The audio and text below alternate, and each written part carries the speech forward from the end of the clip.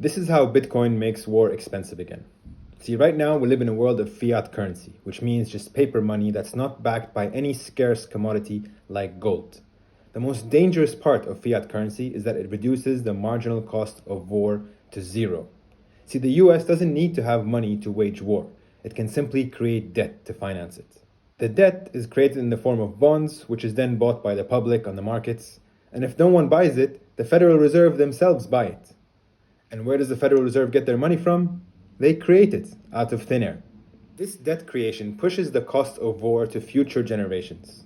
Before 1971, when the US was still on a gold standard, wars had a cost. To wage a war, you had to get consent of the public, of the voting public. You had to either raise taxes or cut spending. Whereas now, you don't need any of that. You can wage war, you can cut taxes, and you can increase spending. See, if the US public had to consent to a war and pay for it, no one would agree to it.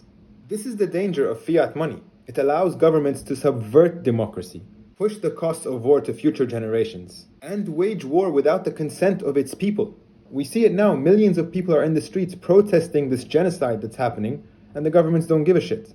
Returning to a gold standard doesn't work either, because the reason gold failed to begin with was because it was very difficult to transport and settle trade with it. It's very difficult to divide, it's not very divisible, it's very difficult to verify if it's real gold or not. You have to melt it down. What we ended up with during the gold standard was a bunch of paper gold and IOUs, claims on the original gold. Eventually, of course, those claims became more than the actual gold that was there, and the whole system was abandoned and collapsed. Bitcoin, which is sometimes referred to as digital gold, has all the properties that made gold money, which is scarcity, without any of the drawbacks. So it's easily transportable at the speed of light. You send it anywhere. It's easily divisible. Each Bitcoin can be broken down to 100 million satoshis. It's easily verifiable. So it's a better gold than gold. Making or mining Bitcoin requires a lot of energy. And that's the true innovation of Bitcoin. It's not blockchain. It's proof of work, linking mining Bitcoin to real-world energy, so it cannot be manipulated, co-opted, or bought by any one entity or any one person, no matter how rich they are and how much money they have.